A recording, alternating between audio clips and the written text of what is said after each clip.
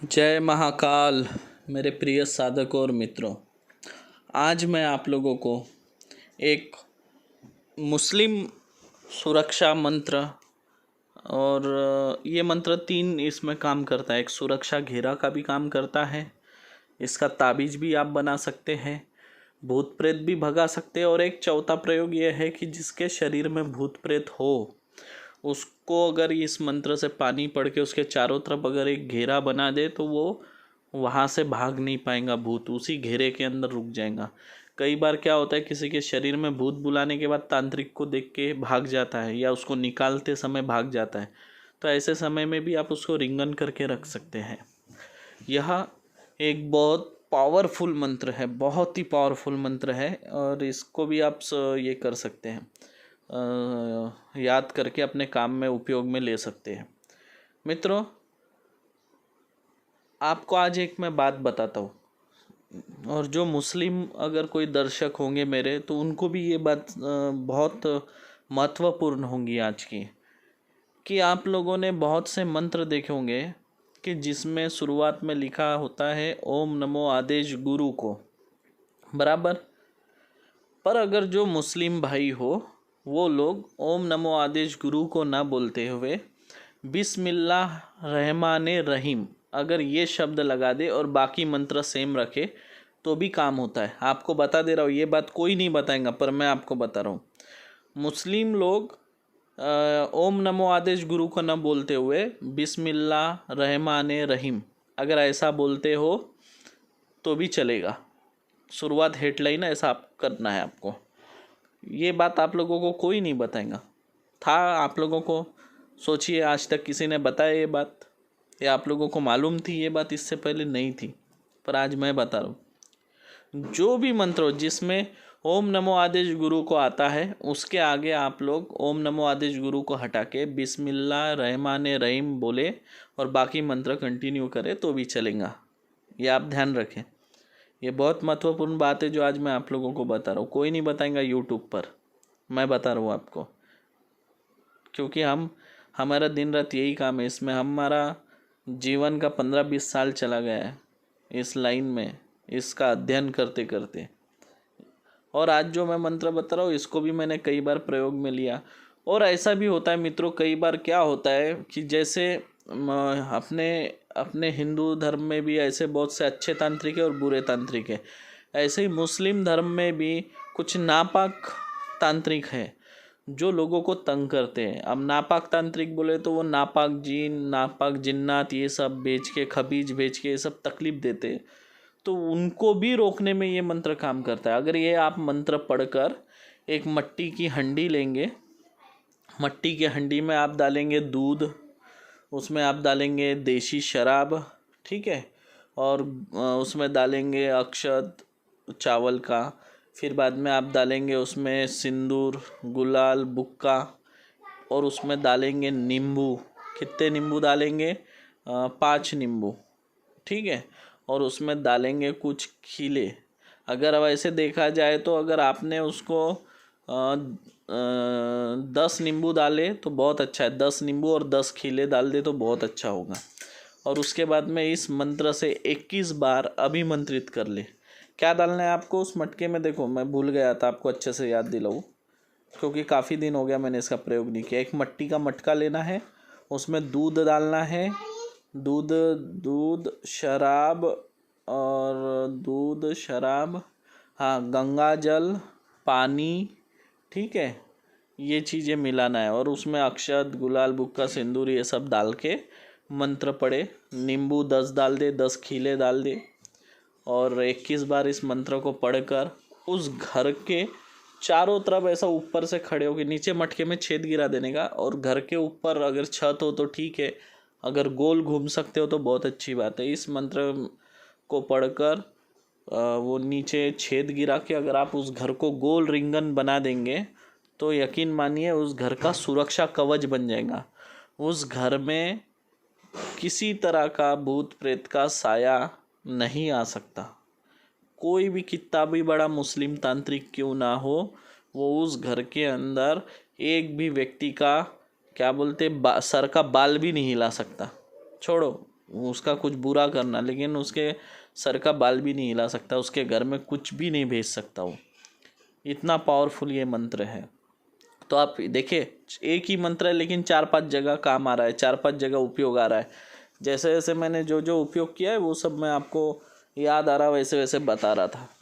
तो आप लोग समझ गए, इसको आप करिए। और मित्रों एक बात ध्यान रखिए, मंत्र विज्ञान है, ठीक है। ये तंत्र मार्ग कभी जाति धर्म नहीं देखता है, मैं आपको बता दूं। और जाति धर्म देखकर कभी एक साधक नहीं बन पाता। मैं तो हिंदू हूँ, लेकिन मेरे पास मुस्लिम तंत्र भी है, फारसी मंत्र भी है, सभी है।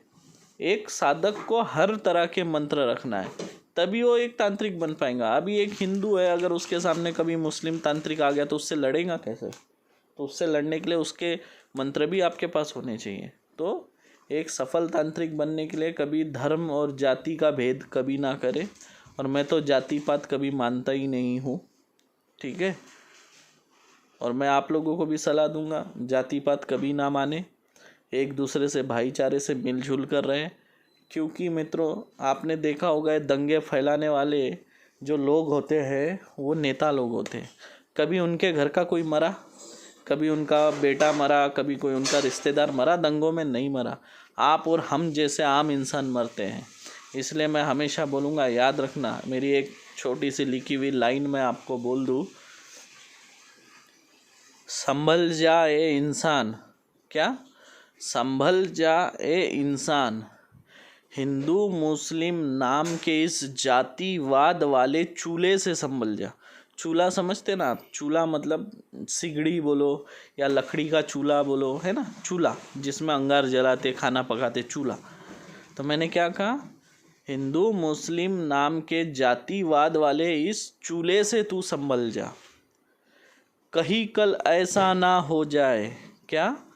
कहीं कल ऐसा ना हो जाए, इस चूल्हे में जलने वाली तुम लकड़ी बन जाओ। क्या बन जाओ? इस चूल्हे में जलने वाले तुम लकड़ी बन जाओ। सही कहा ना?